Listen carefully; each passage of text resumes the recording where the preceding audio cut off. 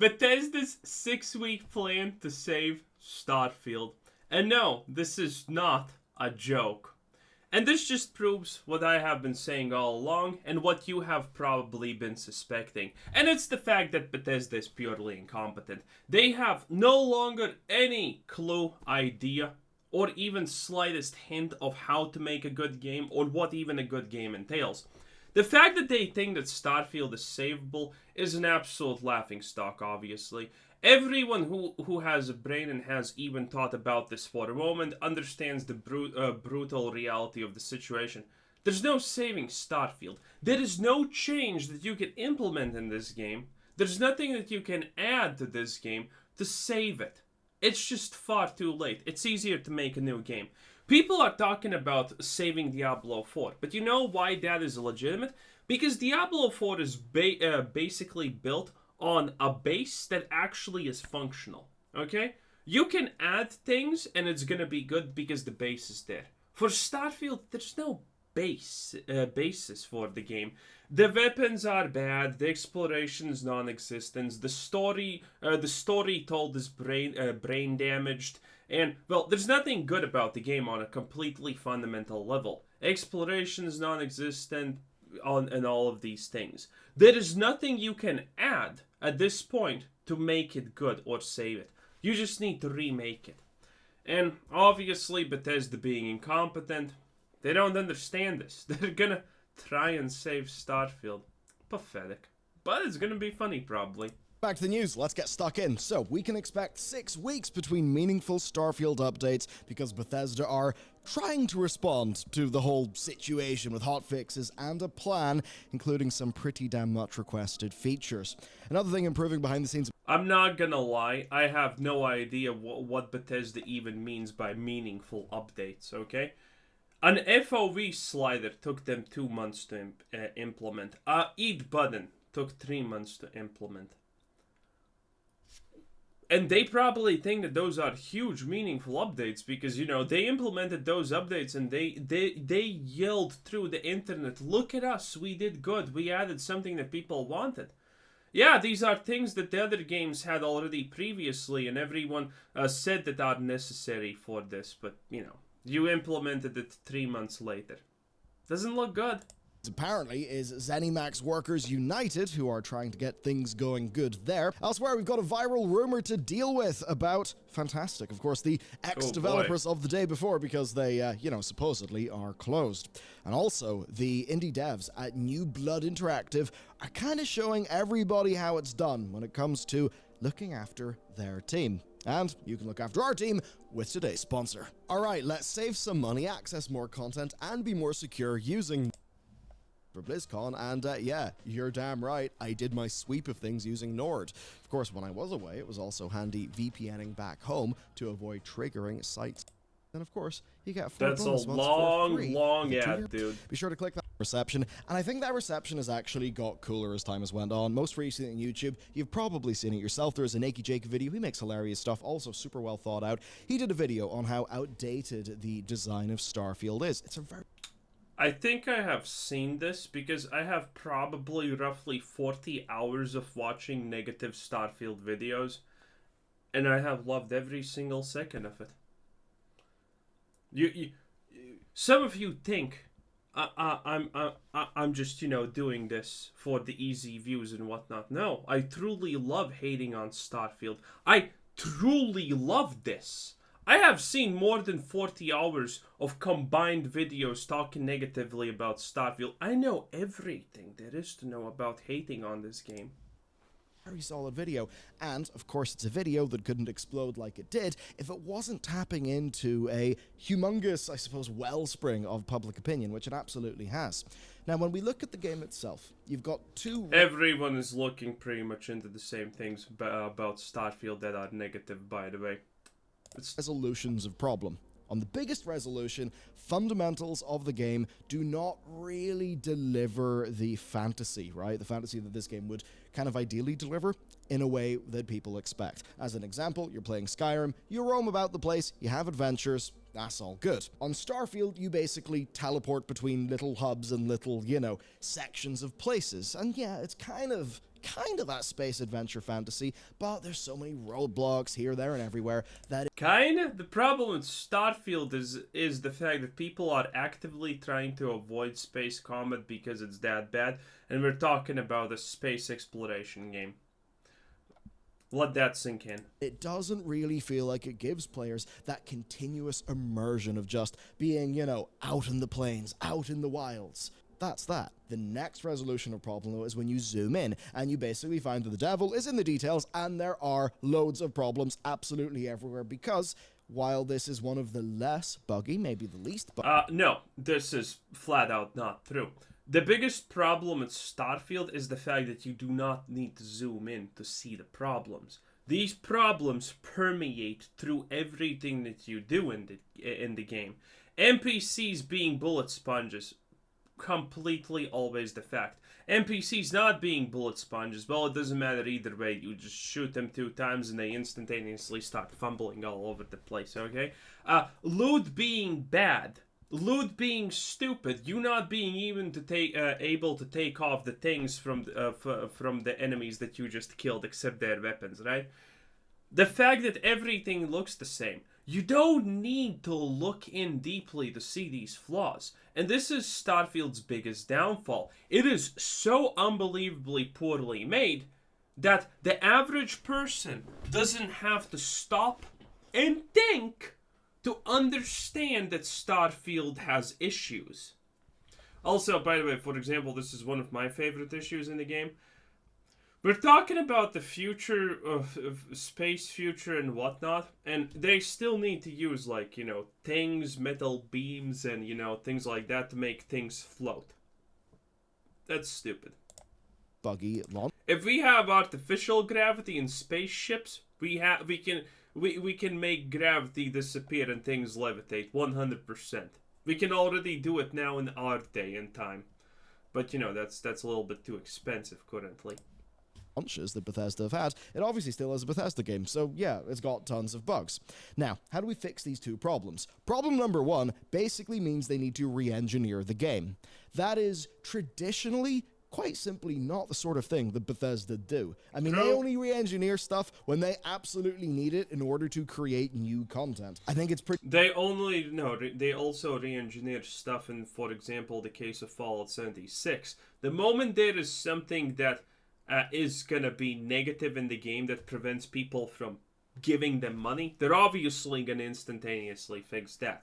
Also, if players find something they like, they will hotfix that also. It's amazing, it's really astonishing, honestly, how Blizzard and Bethesda and other companies like Ubisoft that are completely incapable of making a decent game nowadays, that the only magical thing that they somehow manage to do is when someone finds something in the game that's really good, really useful, and everyone loves it, they nerf it. That's the first thing they do.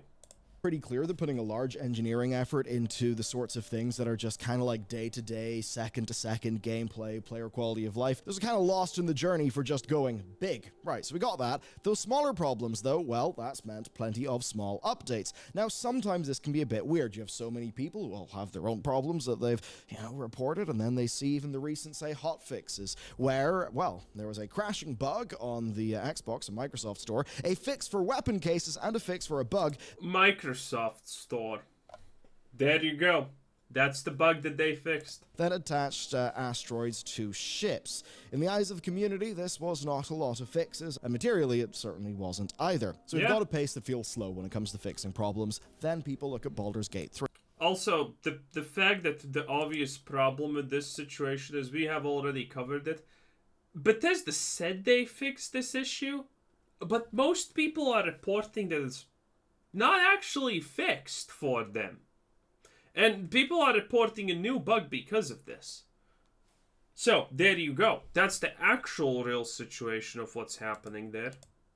Then people look at Baldur's Gate 3, which is on its 5th patch now, but I think more importantly, you maybe think 5, that's not a massive amount, but the point is, there have been thousands and thousands and thousands of bug fixes in these patches, which... Yeah, Baldur's Gate 3 patches are no joke. But, even the most minorest of patches that the studio doesn't even call a patch, eclipses anything that Bethesda has done in the history of existence, honestly.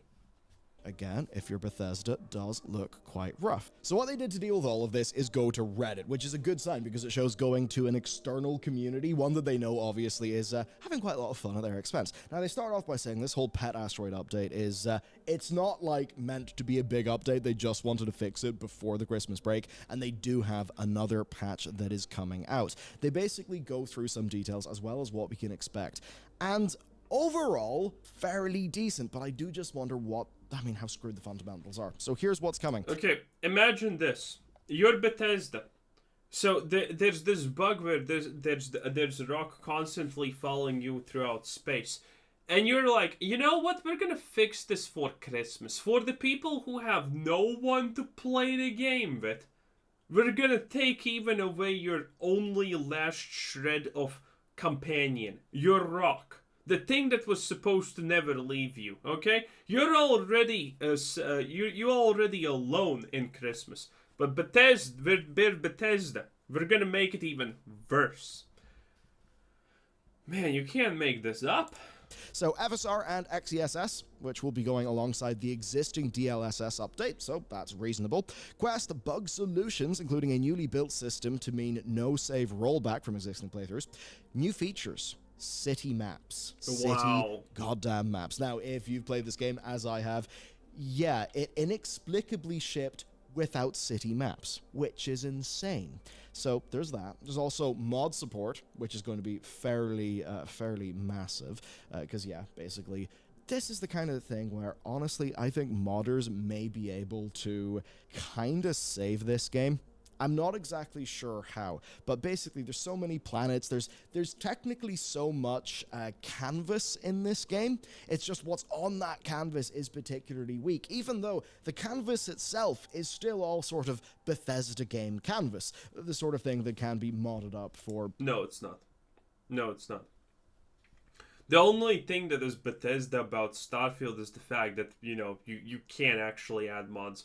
Everything else is just pathetic. People to enjoy, and also new travel options. Now, those new travel options are the more interesting thing to me, and there's a few different ways where they can go with this one, because taking a player from here to over there, regardless of the difference in between, basically you can do that very easily. It's just a matter of like how much fast travel do you want to skip. So it'll be interesting to see what they do there, because if you wanted to go from one place on one planet to where your quest is on another planet, currently, there are like different ways of doing it, but for a lot of people, they leave in their ship and they go over there and they go over there, loading screen, loading screen, loading screen, loading screen, or just one loading screen. Yes. On average, if you do not know the easiest way to fast travel, which is open up the mission log and fast travel through it, it takes 4 loading screens to fast travel from a planet to a planet. Yeah, 4 loading screens with 0 gameplay in between them, and 2 unskippable animations if you're going off from a planet, which by the way does not even contribute to the loading screen getting shorter. It's really, really bad. Screen taking you straight to your destination. That would be a pretty hardcore response, but it would quite remove the pain point. However, in removing the pain point, it would... You know what that would actually do? That would just make your fast travel with 1 load screen feel like fast travel with 2 load screens, because the reality is Bethesda would never just put you in the location. They would obviously want you to see the outside, which no one would obviously care about, and they would instantaneously just go inside, which would be just another loading screen. So they would nerf the fast travel that felt like 1 loading screen because you had at least spent some time traveling to that next destination into literally 2 loading screens, which would arguably, I think, probably make it worse. Also remove so much of the scale of the universe. But I suppose if you had to pull that scale off via infinite loading screens in a way where the player just feels that their gameplay is all... I don't know what kind of scale he's talking about. Starfield feels that it doesn't have scale. The universe is a bunch of dots on a minimap that give you absolutely no perspective of size, no perspective of distance, no perspective of anything. Considering all the planets feel and look exactly the same, pretty much, there's no difference. Are you landing on a planet that's this big, or are you landing on a planet that's this big? The gravity just seems like randomly. Sometimes it's bigger, sometimes it's smaller, sometimes it's whatever. It doesn't matter. There is no perspective of scale in this space game. There is just none. Always disruptive. I don't even... You know what? No, this is something new. I haven't thought about this before. But when you're in space and you want to land on a planet, is there ever a situation where a planet looks this big, and then it's this big? I don't think so. I think all the planets are always exactly the same size, if I remember correctly. They basically, I mean, they made, I think, core mistakes when it came to this game. I think there was just some things where they decided, you know what, the fantasy matters more than the implementation. We're going to focus on the scale, we're going to focus on the fantasy, but evidently that has led to playability issues, which mean that people essentially don't get, I would say anyway, as immersed in the game. And the thing about a lot of these Bethesda games is they do not operate on writing and characters. You want Obsidian for that. Bethesda operates on vibe. Oh, by the way, this is from the trailer. Yeah, this is not how the game goes. This doesn't actually happen in the game. There's a loading screen here. The shuttle door doesn't open, you don't get to go outside. You click on the shuttle door and then it takes you to a loading screen. Vibes. And I think the core problem they've had is those vibes are basically just being disrupted by all of the vast playability issues that the game has. Or even just some bizarre things where like the whole settlement outpost thing just kind of feels bolted on. You don't really need to engage with it. The way the ammunition system, is, the weirdness of the crafting system. It's just one of those games that doesn't necessarily feel all that well thought. Yeah, I would not be surprised if a lot of people said crafting system. What are you talking about? Yeah, it has a crafting system. Is it useful? No. Most people miss it completely. Thought out as an overall experience. And certainly then when it comes to the authored content, they are honestly real weak. As an example, I've seen loads of publications as well, say that, basically there's a side quest on this sort of paradise world, and a colony ship arrives. Now, this colony ship has been, it's been going for hundreds of years, there's been multiple generations on it, it's got all the technology. We know this one, obviously. It's a really strong premise, but almost like the worst of some Star Trek, it's a strong premise that is just mangled and boring in execution. So if that is some of the better content they've got, I do kind of worry. Because I did a few other side missions, did some main missions. No, that is not the problem with that quest. The problem with that quest is, let me give you the quick rundown. The premise is actually not even interesting. It's kind of fucking stupid.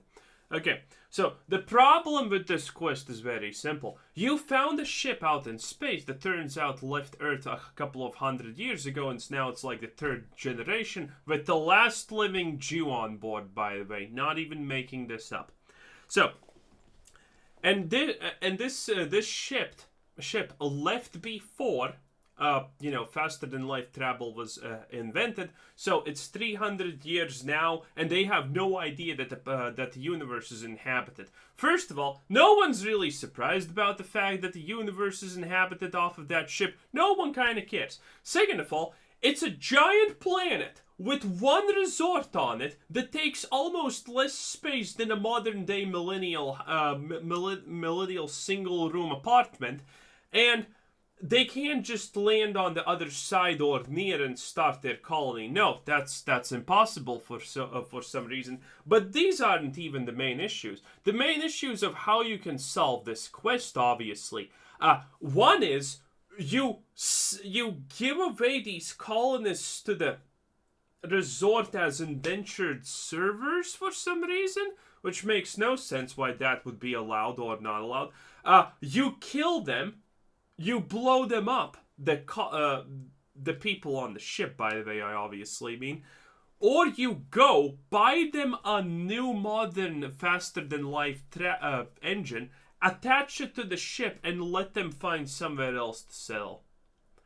Yeah, you have literally no chance at resolving this peacefully, that, you know, they all cohabitate, and you have no chance of actually just, you know, going down to the hotel and doing the Bethesda RPG thing, which is just kill the people in the hotel and let the new settlers take it over.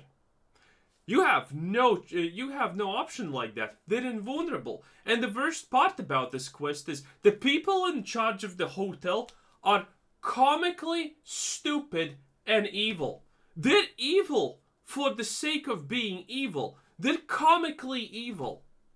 This is one of the main reasons why people are saying, "Oh, Starfield's written by a 10-year-old." Yeah, because everyone who is evil in this game is comically evil. That quest is the easiest way to explain how huge of a mess Starfield is in terms of role-playing or just making sense and logic.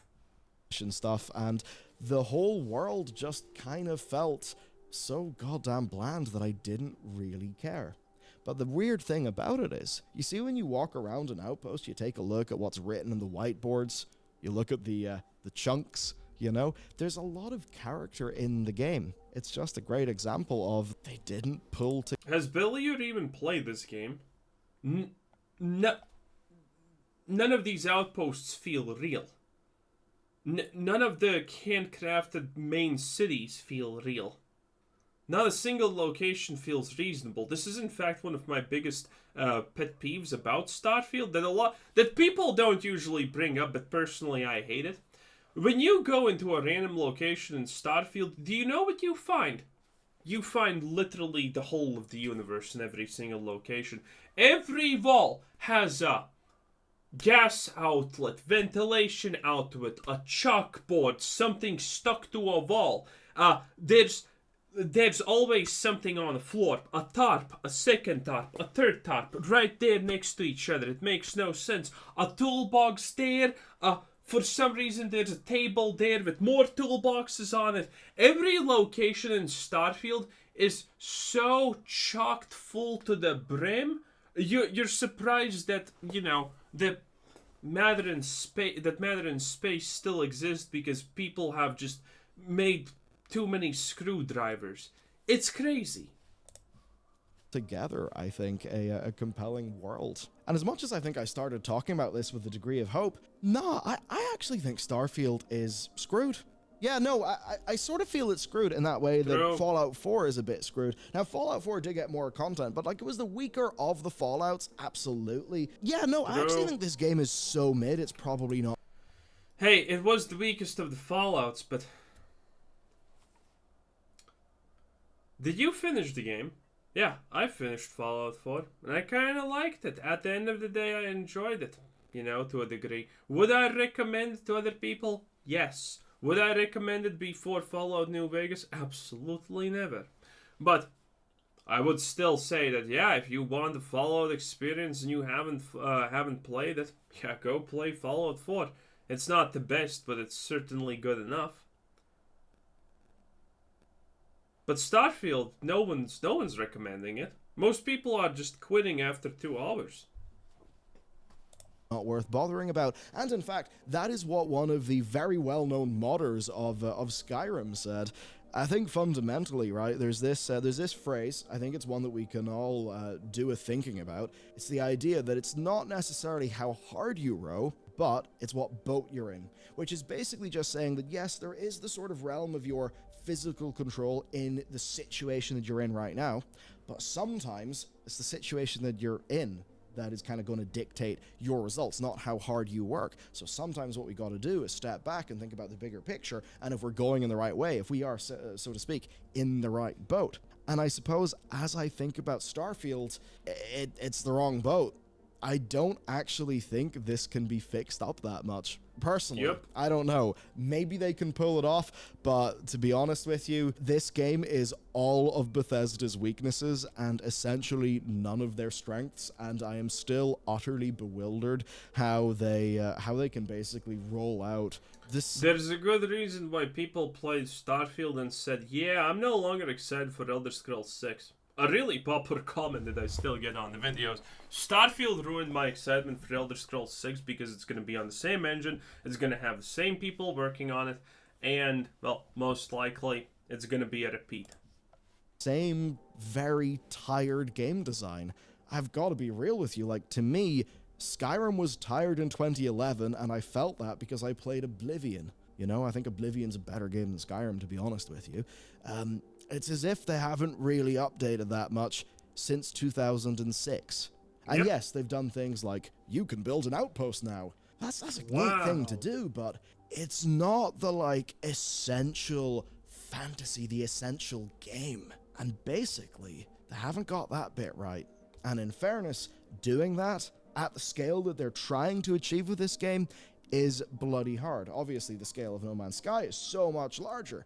And even now, with all of his updates, that is a game where, you know, if you approach it as a sandbox, you can have a great time, but it can struggle still for many people. You look at Mass Effect Andromeda.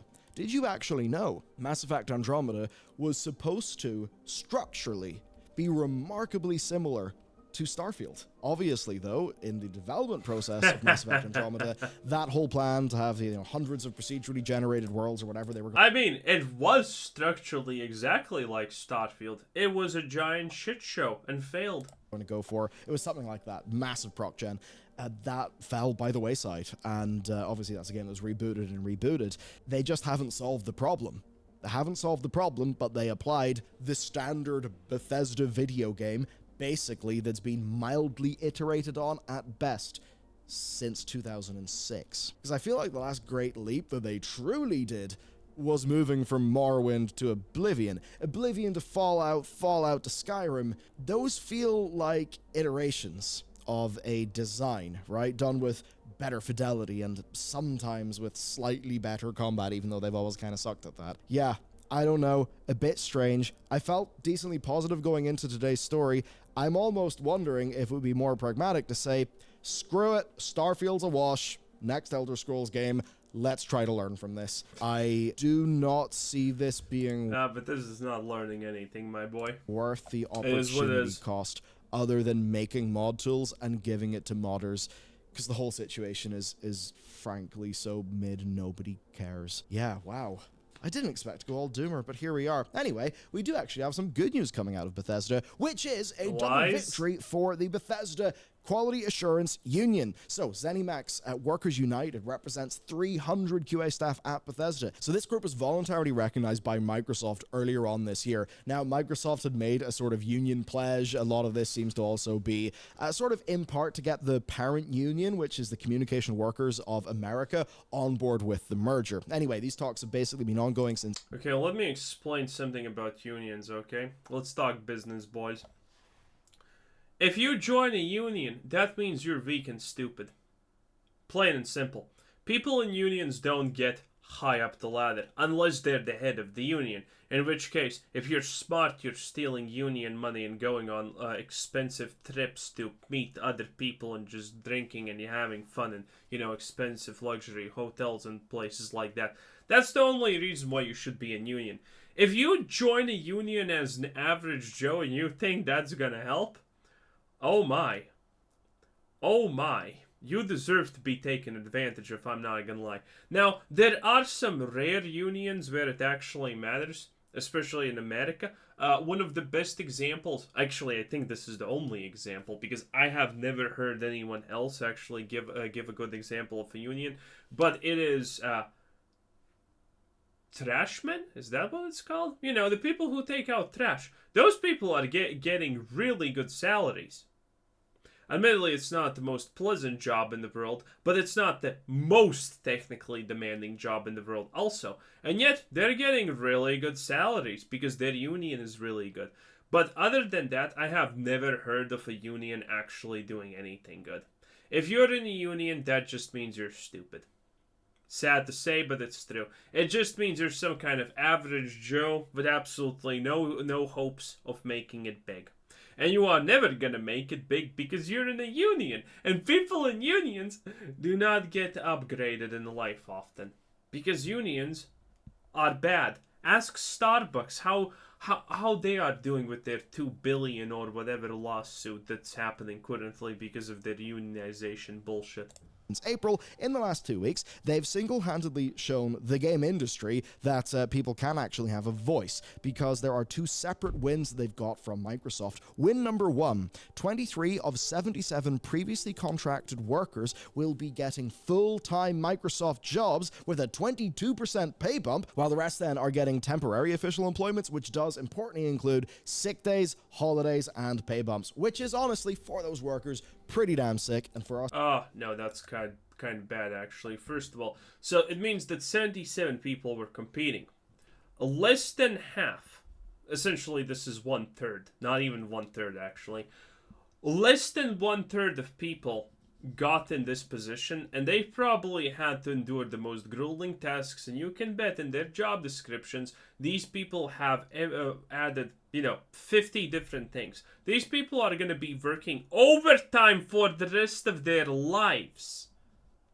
That's what's in reality going to happen. And pay bumps, which is honestly, for those workers, pretty damn sick, and for us as people who play games, also pretty damn sick, because guess what? It's good when bugs get found. Now, secondly, the CWA have managed to reach an agreement with Microsoft on how AI will interact with QA staff at Bethesda, confirming it will have to follow their internal AI principles, which apparently means it obligates Microsoft to inform the union anytime its implementation of AI or other automation, quote, may impact work performed by union members. How much will that matter? It's kind of hard to say. I mean, if Microsoft wants to do something with AI that will impact those workers...